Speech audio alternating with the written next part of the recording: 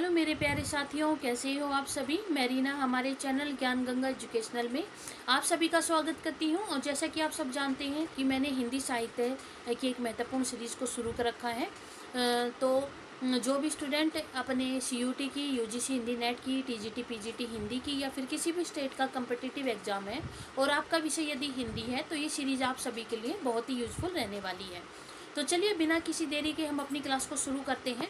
आज का जो हमारा विषय रहेगा वो रहेगा छायावाद के जो समकालीन अन्य काव्य धाराएं और जो कवि थे उनको आज हम पढ़ेंगे विस्तार से। इससे पहले की जो वीडियो थी उसमें मैंने छायावाद के बारे में, छायावाद के जो महत्वपूर्ण जो कवि थे जिनको हम छायावाद के स्तंभ कहते हैं उनके विषय में पढ़ा था, उनकी महत्वपूर्ण रचनाओं के विषय में पढ़ा था। तो जिन्होंने उन वीडियो को नहीं देखा है तो वो प्लेलिस्ट में जा कर के उनको देख सकता है। तो चलिए हम आज अपनी क्लास को शुरू करते हैं। तो छायावाद के जो समकालीन अन्य काव्य धाराएं हैं और जो कवि हैं, इसके अंतर्गत कौन कौन सी काव्य धाराएं आएंगी, कौन कौन से कवि आएंगे, तो उनको हम चलिए देख लेते हैं। कि छायावादी युग में कुछ ऐसे विद्वान हुए जिन्होंने छायावाद की रहस्यवादी जो भावना थी उससे हटकर लेखन कार्य किया था। तो इस श्रेणी की 3 काव्य धाराएं प्रचलित हुई थी। तो वो कौन कौन सी थी? व्यक्ति चेतन प्रधान, व्यक्ति चेतना प्रधान काव्य धारा जिसको हम हालावाद भी के नाम से भी जानते हैं। फिर है राष्ट्रीय चेतना प्रधान काव्य धारा, राष्ट्रीय सांस्कृतिक कविता। फिर है समष्टि चेतना प्रधान काव्य धारा या समेकित काव्य धारा। तो इन 3 धाराओं के अंतर्गत में कौन कौन से महत्वपूर्ण कवि आए हैं तो उनको हम देख लेते हैं। ये पहली है हमारी जो आएगी वो आएगी व्यक्ति चेतना प्रधान काव्य धारा या हालावाद। तो चलिए इससे संबंधित जो महत्वपूर्ण तथ्य बनते हैं उनको जान लेते हैं। कि जब रोमांस या स्वच्छंदता की प्रवृत्ति अपनी सभी सामाजिक मर्यादाओं को लांघकर केवल सुर और सुंदरी के गीत गाने लगते हैं तो उन कवियों को ही व्यक्ति चेतना प्रधान काव्य धारा के नाम से पुकारा जाता है। तो इसमें क्या हुआ था कि इसमें जो कवि थे वो रोमांस और स्वच्छंदता की प्रवृत्ति लिए हुए अपने जो सामाजिक जो इनकी मर्यादाएं थी उन सभी को लांघकर सुर और सुंदरी के ही गीत गाने लगे थे। तो उन कवियों को ही क्या कहेंगे? चेतना, व्यक्ति चेतना प्रधान काव्य धारा के नाम से पुकारा गया था इनको। डॉक्टर नगेंद्र ने ऐसी कविताओं को व्यक्तिवादी गीति कविता के नाम से, किसने? डॉक्टर नगेंद्र ने क्या कहा इनको? व्यक्तिवादी गीति कविता। और डॉक्टर गणपति चंद्र गुप्त ने इनको क्या कहा? ऐसी कविताओं को हालावाद के नाम से संबोधित किया है। यानी कि जो हालावाद ये जो नाम है ये किसने दिया? ये गणपति चंद्र गुप्त ने दिया था। और व्यक्ति चेतना प्रधान जो काव्य है जिसको व्यक्तिवादी गीति कविता जो नाम दिया था वो डॉक्टर नगेंद्र ने दिया था। हिंदी साहित्य में हालावाद का जो आगमन है वो किससे हुआ है? वो फारसी साहित्य से हुआ माना जाता है। हिंदी साहित्य में हालावाद का जो मुख्य समय है वो 1933 ईस्वी से 1936 ईस्वी का जो समय है वो क्या माना जाएगा? हालावाद का मुख्य समय माना गया है। हरिवंश राय बच्चन हालावाद के क्या माने गए? प्रवर्तक माने गए थे। तो ये हमारे महत्वपूर्ण तथ्य हैं जिनको हम याद करते हुए चलेंगे और इनको याद रखेंगे। अब जो व्यक्ति चेतना प्रधान जो काव्य धारा है जिसको हालावाद नाम भी दिया गया, इसमें कौन कौन से कवि शामिल हुए थे तो उनको देख लेते हैं। हरिवंश राय बच्चन, भगवती चरण वर्मा, रामेश्वर शुक्ल अंचल, RC प्रसाद सिंह और नगेंद्र शर्मा। ये जो हमारे 5 लेखक हैं ये हमारे हालावाद के या फिर व्यक्ति चेतना प्रधान काव्य धारा के कवि माने जाते हैं। अब इन कवियों के विषय में हम विस्तार से जान लेते हैं। सबसे पहले आएंगे हरिवंश राय बच्चन जिसको हालावाद का प्रवर्तक माना जाता है। इनका जो जन्म हुआ था वो 1907 ईस्वी में हुआ था और इनकी मृत्यु 2003 ईस्वी में हुई थी। इनका जन्म इलाहाबाद उत्तर प्रदेश में हुआ था। अब इनसे संबंधित जो महत्वपूर्ण इनकी रचनाएं हैं उनको हम देख लेते हैं वो कौन कौन सी हैं। जैसे खयाम की मधुशाला 1935 ईस्वी की है। ये कैसी रचना? ये अनुदित रचना है। उसके बाद है मधुशाला 1935 ईस्वी, मधुबाला 1936 ईस्वी, मधु कलश 1937 ईस्वी, निशा निमंत्रण 1938 ईस्वी, एकांत संगीत 1939 ईस्वी, आकुल अंतर 1947 ईस्वी, बंगाल का अकाल 1946 ईस्वी, सूत की माला 1946 ईस्वी, खादी के फूल 1948 ईस्वी, मिलन यामिनी 1950 ईस्वी, परिणय पत्रिका 1955 ईस्वी और त्रिभंगिमा 1961 ईस्वी और चार खेमे 64 खूटे ये 1962 ईस्वी। तो इस प्रकार से ये जो हरिवंश राय बच्चन की जो महत्वपूर्ण रचनाएं हैं जो अक्सर परीक्षा में पूछी जाती है, तो इनको याद करते हुए चलेंगे। अब हम अपने अब हम आगे देखें तो महत्वपूर्ण जो तथ्य हैं वो कौन कौन से हैं। तो चलिए इनको हम जान लेते हैं कि हरिवंश राय बच्चन की जो पहली कविता हम कहें तो वो कौन थी, तेरा हार नाम से ये प्रकाशित हुई थी।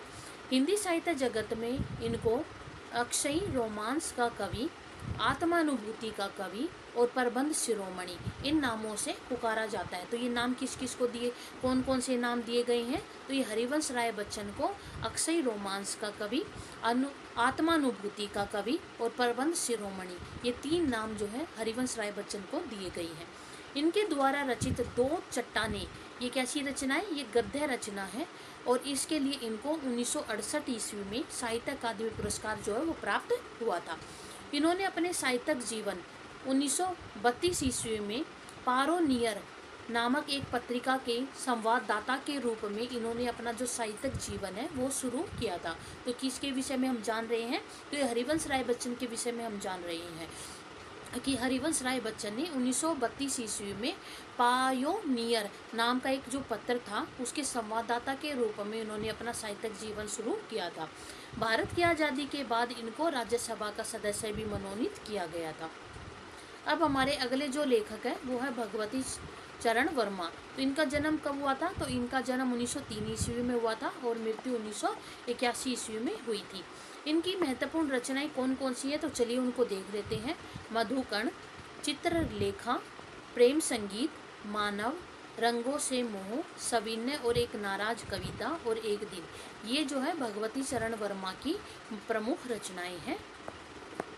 अब इनसे संबंधित कौन कौन से महत्वपूर्ण तथ्य हैं, तो चलिए उनको हम जान लेते हैं कि इनकी कविताओं में मस्ती, आवेश और अहम की भावना देखने को मिलती है। तो किसकी कविताओं में, भगवती चरण वर्मा की कविताओं में। हिंदी साहित्य जगत में इनको नियतिवादी कवि के नाम से भी पुकारा जाता है। इनके द्वारा रचित भूले बिसरे जो चित्र है वो क्या है, एक उपन्यास है और इस रचना के लिए इनको 1961 ईस्वी में साहित्य अकादमी पुरस्कार दिया गया था। हम दीवानों की क्या हस्ती है, आज यहाँ कल वहाँ चले, आज यहाँ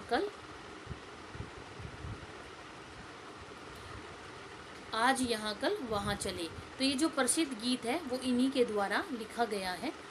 और चली आ रही भैंसा गाड़ी इनके द्वारा रचित एक प्रसिद्ध कविता है और ये जो कविता है इनकी मानव रचना में, जो इनकी मानव रचना है उसमें संकलित किया गया है इस कविता को।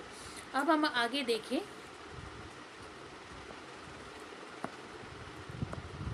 अगले जो हमारे लेखक आएंगे वो आएंगे रामेश्वर शुक्ल अंचल।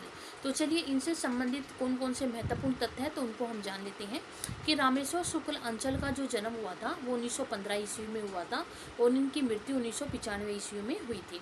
इनकी रचनाओं के विषय में अगर मैं कहूँ तो इनकी जो रचनाएं हैं वो है मधुलिका, अपराजिता, किरण वेला, करील, लाल चूरण, वर्षांत के बादल और विश्राम चिन्ह। तो ये जो है रामेश्वर शुक्ल अंचल की प्रमुख रचनाएं हमें प्राप्त होती हैं। अब इनसे संबंधित महत्वपूर्ण तथ्य कौन से हैं कि हिंदी साहित्य जगत में इनको प्रेम और रोमांस के कवि के नाम से पुकारा जाता है। तो किसको, रामेश्वर शुक्ल अंचल को। और हिंदी मार्शलवाद के प्रवर्तक भी इनको माना जाता है। इनकी सबसे पहली कविता माधुरी नाम से 1935 ईस्वी में माधुरी पत्रिका में प्रकाशित हुई थी। अब हमारे अगले जो लेखक हैं वो है आर.सी. प्रसाद सिंह। तो चलिए इनसे संबंधित कौन कौन से तथ्य हैं, इनकी कौन कौन सी रचनाएं हैं तो उनको भी हम जान लेते हैं कि आर.सी. प्रसाद सिंह का जो जन्म हुआ था वो 1911 ईस्वी में हुआ था और इनकी मृत्यु 1996 ईस्वी में हुई थी। इनकी रचनाओं के विषय में अगर मैं कहूँ तो कलापी, संचिता, नई दिशा, जीवन और यौवन, पांच जन्य और प्रेम गीत, ये जो है रचनाएं हमें प्राप्त होती हैं। इनसे संबंधित महत्वपूर्ण तथ्य कौन से हैं कि इन्होंने अपनी अधिकतर जो रचनाएं हैं, जितनी भी कविताएं हैं वो नारी को केंद्र में रखकर लिखी है, जिसमें नारी के रूपाकर्षण, प्रेम, निराशा, वेदना इत्यादि को प्रमुखता से इन्होंने उभारा है। इन्होंने मैथिली भाषा में भी रचना कार्य किया है और मैथिली भाषा में रचित जो सूर्यमुखी रचना है उसके लिए इनको साहित्य अकादमी पुरस्कार प्राप्त हुआ था। तो ये किसके विषय में हमने जाना है, तो ये आर.सी. प्रसाद सिंह के विषय में हमने जाना है।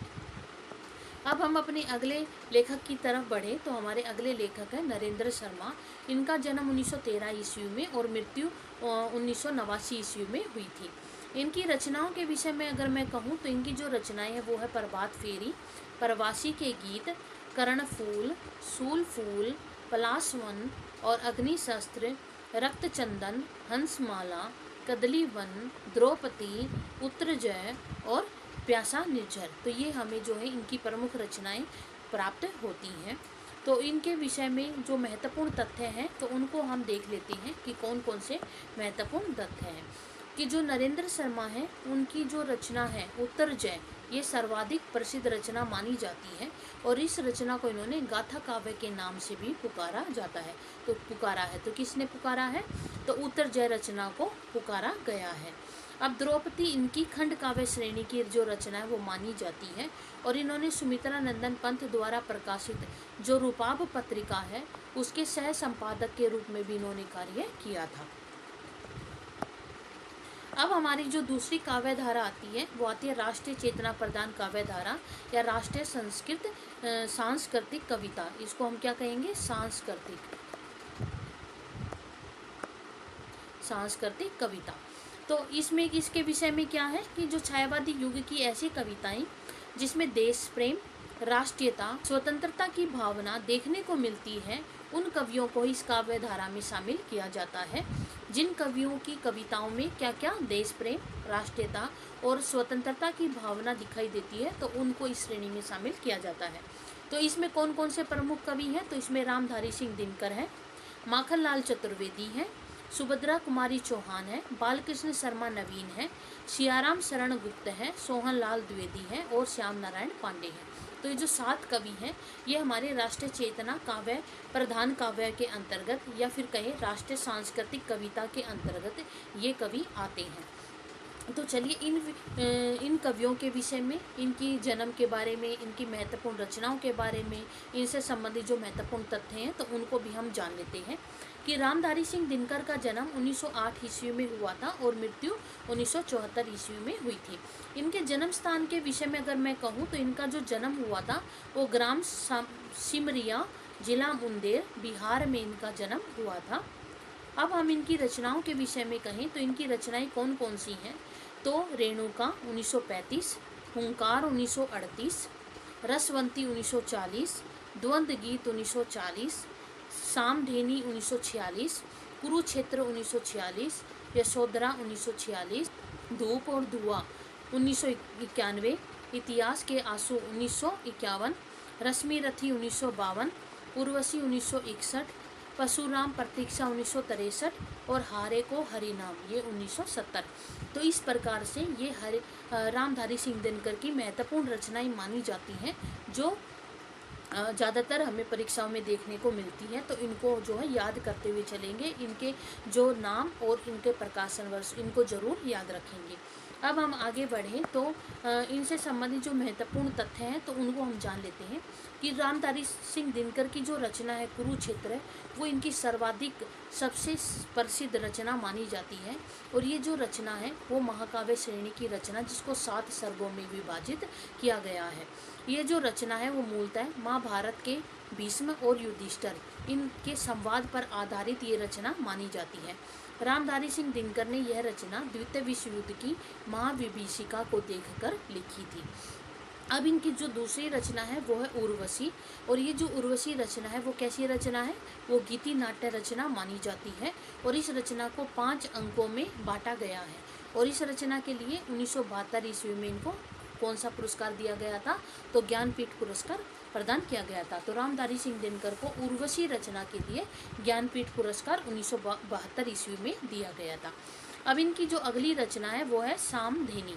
तो ये जो रचना है वो सामदेव की ऋचाओं यानी कि मंत्रों पर आधारित ये रचना मानी जाती है और इस रचना में इन्होंने देश के नव युवकों को स्वाधीनता के महायज्ञ में अपना बलिदान देने के लिए उनका आह्वान किया था। अब हम जो है कवि से संबंधित जो महत्वपूर्ण तथ्य हैं तो उनको हम जान लेते हैं। कि इनकी रचनाओं में अत्यधिक राष्ट्र प्रेम की जो भावना है वो देखने को मिलती है। किसकी?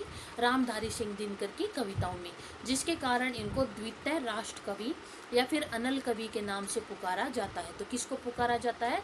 रामधारी सिंह दिनकर को पुकारा जाता है। किन नामों से? द्वितीय राष्ट्र कवि या अनल कवि। और क्यों पुकारा जाता है? क्योंकि इनकी कविताओं में जो अत्यधिक राष्ट्र प्रेम की भावना दिखाई देती है। इनको राष्ट्रीय जागरण एवं भारतीय संस्कृति का कवि के नाम से भी इनको पुकारा जाता है। इनके द्वारा रचित संस्कृत के जो 4 अध्याय है वो एक गद्य रचना है और इसके लिए उनको 1959 ईस्वी में साहित्य अकादमी पुरस्कार प्राप्त हुआ था। भारत सरकार के द्वारा इनको पद्म विभूषण से भी सम्मानित किया गया था और राष्ट्रपति के द्वारा राज्यसभा का सदस्य भी इनको मनोनीत किया गया था। अब हमारे जो अगले कवि हैं वो है माखनलाल चतुर्वेदी। इनका जो जन्म हुआ था वो 1889 ईस्वी में और इनकी मृत्यु 1968 ईस्वी में हुई थी। इनके जन्म स्थान के विषय में अगर मैं कहूँ तो इनका जो जन्म हुआ था वो गांव बाबई, जिला होशंगाबाद, मध्य प्रदेश में इनका जन्म हुआ था। इनकी प्रमुख रचनाएं कौन कौन सी हैं तो चलिए उनके विषय में हम जान लेते हैं। हिमकृतनी 1943, हिम तरंगिणी 1943, माता 1951, समर्पण 1956, युग चरण, वेणु लो गूंजे धरा, मरण ज्वाल और ध्रुमवल्लय, बिजुली काजल, आँच रही और साहित्य देवता। ये कैसी रचना? ये गद्य रचना। तो इस प्रकार से माखनलाल चतुर्वेदी की ये प्रमुख रचनाएं हमें प्राप्त होती हैं। अब हम इनकी जो प्रसिद्ध कविताएं हैं वो कौन कौन सी हैं तो पुष्प की अभिलाषा, पर्वत की अभिलाषा और कैदी और कोकिल, ये जो है माखनलाल चतुर्वेदी की प्रमुख कविताएं हैं। अब इनसे संबंधित कौन कौन से महत्वपूर्ण तथ्य हैं तो उनको हम देख लेते हैं कि माखनलाल चतुर्वेदी की जो कविताओं में अत्यधिक देश प्रेम, त्याग एवं समर्पण की भावना हमें देखने को मिलती है। तो कौन कौन से भाव जो है माखनलाल चतुर्वेदी की कविताओं में है तो अत्यधिक देश प्रेम, त्याग और समर्पण की भावना, जिसके कारण इसको एक भारतीय आत्मा के नाम से पुकारा जाता है। तो किसको? माखनलाल चतुर्वेदी को। माखनलाल चतुर्वेदी ने प्रभा, करमवीर और प्रताप नामक पत्र पत्रिकाओं का संपादन कार्य भी किया था। हिम तरंगिणी रचना के लिए इनको 1955 ईस्वी में साहित्य अकादमी पुरस्कार प्राप्त हुआ था और यह हिंदी साहित्य का सर्वप्रथम साहित्य अकादमी पुरस्कार माना जाता है।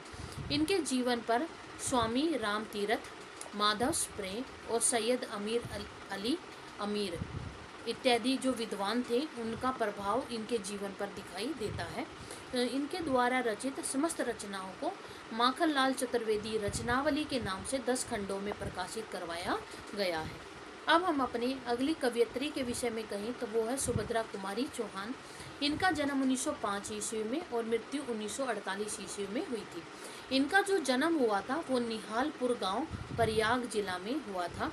इनकी रचनाओं के विषय में अगर मैं कहूँ तो इनकी रचनाएं कौन कौन सी हैं तो उनको हम देख लेते हैं। त्रिधारा, मुकुल, ये इनकी प्रमुख रचनाएं हैं। और कविताएं कौन कौन सी हैं? झांसी की रानी, जलियांवाला बाग में बसंत, झंडे की इज्जत और स्वदेश के प्रति। तो ये जो है इनकी प्रमुख कविताएं हमें प्राप्त होती हैं। तो ये रचनाएं किसकी हैं तो ये सुभद्रा कुमारी चौहान की हैं। तो सुभद्रा कुमारी चौहान से संबंधित कौन कौन से महत्वपूर्ण तथ्य हैं तो चलिए उनको जान लेते हैं कि सुभद्रा कुमारी चौहान ने मात्र 9 वर्ष की अल्पायु में ही कविता लेखन का जो कार्य था वो शुरू कर दिया था और इनकी जो सबसे पहली जो कविता है वो नीम शीर्षक से प्रकाशित हुई थी। इनकी कविताओं में वात्सल्य सुख की कामना देखने को मिलती है। तो ये जो है किसकी कविताओं में वात्सल्य सुख की कामना मिलती है तो वो जो है सुभद्रा कुमारी चौहान की कविताओं में मिलता है।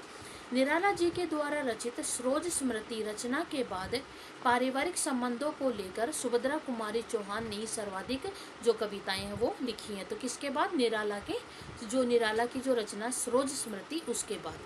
अब गणपति चंद्र गुप्त ने इनको राष्ट्रीय एवं मानवता के कोमल एवं उदात्त स्वरों को झंकृत कर देने वाली कवयित्री कह करके पुकारा। तो ये जो नाम है वो किसने दिया है तो वो डॉक्टर गणपति चंद्र गुप्त ने सुभद्रा कुमारी चौहान को दिया है।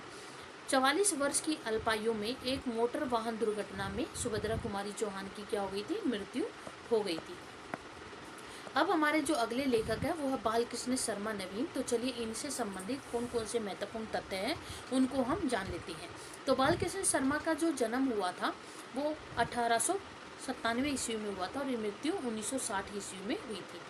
इनकी रचनाओं के विषय में कहूँ तो इनकी प्रमुख रचनाएं हैं कुमकुम, रश्मि लेखा, अपलक, कुवासी, उर्मिला, विनोबा सतवन, हम विस्पाई जन्म के, विप्लव गायन और सर्जन की ललकारें, ये जो है हमें इनकी प्रमुख रचनाएं प्राप्त होती हैं। इनसे संबंधित जो महत्वपूर्ण तथ्य हैं तो उनको भी हम देख लेते हैं। अपनी रचनाओं में इन्होंने स्वयं के लिए विस्पाई एवं अनिकेतन जैसे विशेषणों का प्रयोग किया है। तो किसने किया है ये? बालकृष्ण शर्मा नवीन ने अपनी रचनाओं में किस किन शब्दों का प्रयोग किया है? तो विस्पाई और अनिकेतन विशेषणों का प्रयोग किया है। और ये प्रताप पत्र के प्रमुख संपादक गणेश शंकर विद्यार्थी के प्रमुख सहयोगी भी माने जाते हैं।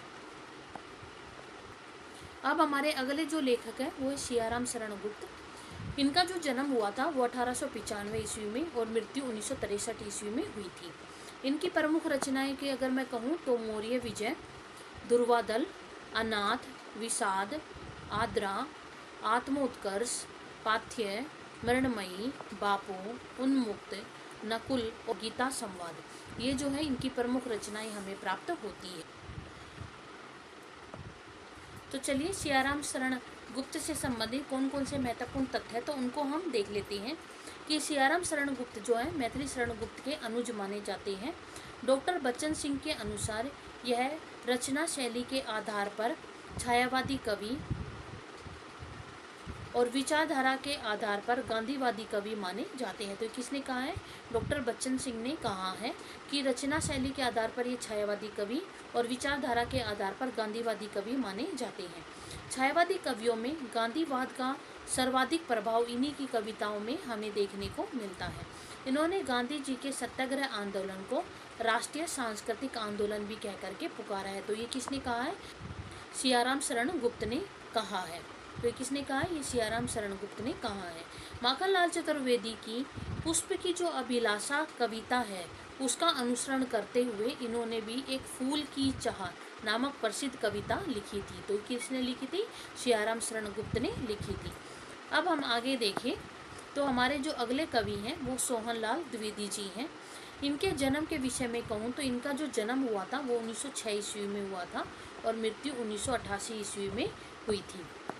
इनकी जो प्रमुख रचनाएं वो कौन कौन सी हैं? तो भ्रवी, विश्वपान, वासवदता, कुणाल, युगाधार, वासंती, चित्रा, चेतना, बांसुरी और पूजा गीत, ये जो है इनकी प्रमुख रचनाएं हमें प्राप्त होती है।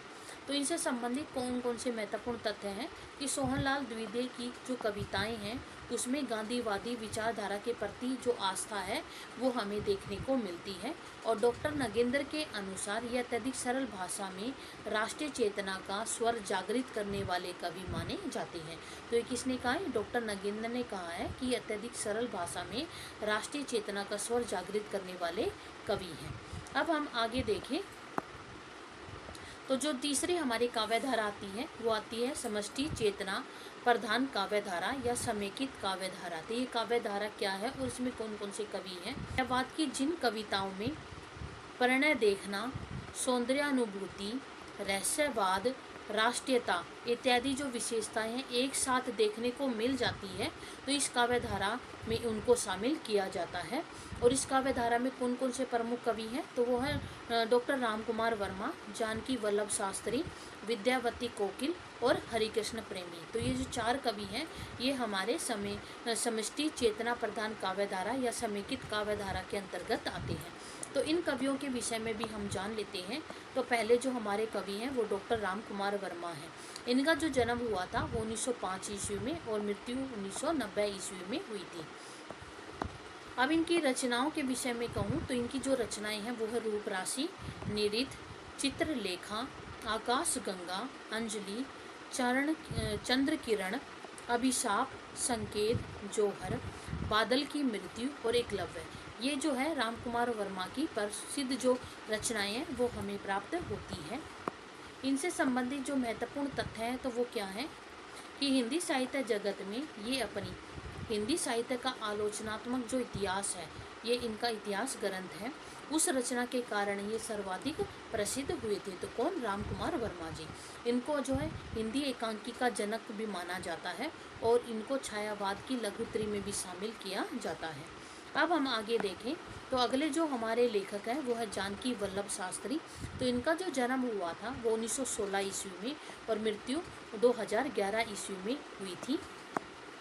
इनकी जो प्रमुख रचनाएं हैं वो कौन कौन सी हैं? रूप अरूप, तीर तरंग, शिप्रा, मेघ गीत, अवंतिका, कुंद और उपगुप्त, पार्वती, शकुंतला, चाणक्य और राधा, ये क्या है? एक महाकाव्य है। तो इस प्रकार से ये इनकी हमें प्रमुख रचनाएं प्राप्त होती हैं। और इनकी महत्वपूर्ण जो तथ्य हैं, इनसे संबंधित जो महत्वपूर्ण तथ्य है तो वो हम जान लेते हैं कि जानकी वल्लभ शास्त्री छायावादी युग के प्रमुख गीतकार माने जाते हैं। तो ये कौन है? छायावाद के प्रमुख गीतकार हैं। भारत सरकार के द्वारा 1994 ईस्वी में और 1910 ईस्वी में इनको पद्म श्री जो पुरस्कार है वो देने की घोषणा की गई थी, लेकिन उन्होंने दोनों बार ही ये पुरस्कार लेने से मना कर दिया। अब हम आगे देखें तो अगले हमारे जो कवि हैं वो है हरिकृष्ण प्रेमी। इनका जो जन्म हुआ था, हरिकृष्ण प्रेमी का जो जन्म हुआ था वो 1908 ईस्वी में हुआ था और 1974 ईस्वी में इनकी मृत्यु हुई थी। अब इनकी जो है रचनाएं हैं वो कौन कौन सी हैं? तो अग्निगान, वंदना के बोल, अनंत के पथ पर और आँखों में। तो ये इनकी हमें प्रमुख रचनाएं प्राप्त होती हैं। तो ये रचनाएं किसकी हैं? तो हरिकृष्ण प्रेमी की हैं। अब इनसे संबंधित महत्वपूर्ण तथ्य कौन से हैं तो उनको हम जान लेते हैं कि हरिकृष्ण प्रेमी को भी छायावाद के युग में प्रमुख गीतकारों में स्थान दिया गया है और इनके गीतों में ओज और माधुर्य दोनों गुणों की प्रधानता जो है हमें देखने को मिलती है। हमारे जो अगले हैं वो है विद्यावती कोकिल। तो इनके संबंध में जो महत्वपूर्ण तथ्य है तो उनको हम देख लेते हैं। इनकी जो प्रमुख रचनाएं हैं वो कौन कौन सी हैं? अंकुरिता, माँ, सुहागिन, पुनर्मिलन और आरती। ये जो है विद्यावती कोकिल की हमें प्रमुख रचनाएं प्राप्त होती हैं। और इनके अगर महत्वपूर्ण तथ्य के विषय में मैं कहूँ तो डॉक्टर शिव कुमार मिश्र के द्वारा रचित नया हिंदी काव्य रचना के अनुसार ये आधुनिक युग के गीतकारों में सर्वश्रेष्ठ गीतकार माने जाते हैं। तो कौन माने जाते हैं? विद्यावती कोकिल जो है आधुनिक युग के गीतकारों में सर्वश्रेष्ठ गीतकार माने गए हैं। तो इस प्रकार से आज जो है हमारा छायावाद का जो विषय था वो पूरा हो गया। हमने छायावाद के विषय में उसके प्रमुख कवियों के बारे में और उनके अलावा जो छायावाद के अन्य संवर्ती काव्य धाराएं थी और उनमें जो महत्वपूर्ण कवि शामिल थे उन सभी के विषय में हमने विस्तार से जाना। तो आज जो है हमारा छायावाद का जो विषय है वो पूरा हो गया है। कल जो है हम अपने प्रगतिवाद को शुरू करेंगे। तो आज आपको मेरी वीडियो कैसी लगी मुझे कमेंट में ज़रूर लिख करके बताइएगा। अगर आपको मेरी वीडियो अच्छी लग रही है तो इन्हें लाइक करें और ज़्यादा से ज़्यादा शेयर करें ताकि जो भी स्टूडेंट अपनी CUT की, UGC हिंदी नेट की, TGT PGT हिंदी की या फिर किसी भी स्टेट के कम्पिटिटिव एग्ज़ाम की तैयारी कर रहे हैं और उनका विषय यदि हिंदी है तो वे इन वीडियो के माध्यम से, इन सीरीज़ के माध्यम से अपनी तैयारी को बेहतर कर सकते हैं। और जिस भी स्टूडेंट ने मेरा टेलीग्राम चैनल या इंस्टाग्राम चैनल को ज्वाइन नहीं किया है तो वो इस वीडियो के डिस्क्रिप्शन में उसका लिंक दिया गया है, तो आप वहां जाकर के उसको ज्वाइन कर सकते हैं। और साथ ही साथ जो भी स्टूडेंट मेरे इस चैनल पर नए आए हैं तो हमारे ज्ञान गंगा एजुकेशनल चैनल को सब्सक्राइब कर ले और साथ ही साथ बेल आइकन को दबा करके ऑल के बटन को भी प्रेस कर ले। और जो भी स्टूडेंट अगर उनको किसी भी विषय को समझ में नहीं आ रहा है और आप चाहते हैं कि मैं वो विषय पढ़ाऊँ आपको, तो आप मुझे कमेंट में लिख करके बताइए, तो मैं आगे वही वीडियो लेकर उसी विषय से संबंधित वीडियो लेकर के आऊँगी और पूरी कोशिश करूँगी कि उन विषयों को मैं आपको अच्छे से समझा सकूँ। तो आप मुझे कमेंट में ज़रूर बताइए कि मैं आगे और कौन से विषय लेकर के आऊँ जो आप सभी के लिए यूज़फुल रह सके। तब तक के लिए धन्यवाद।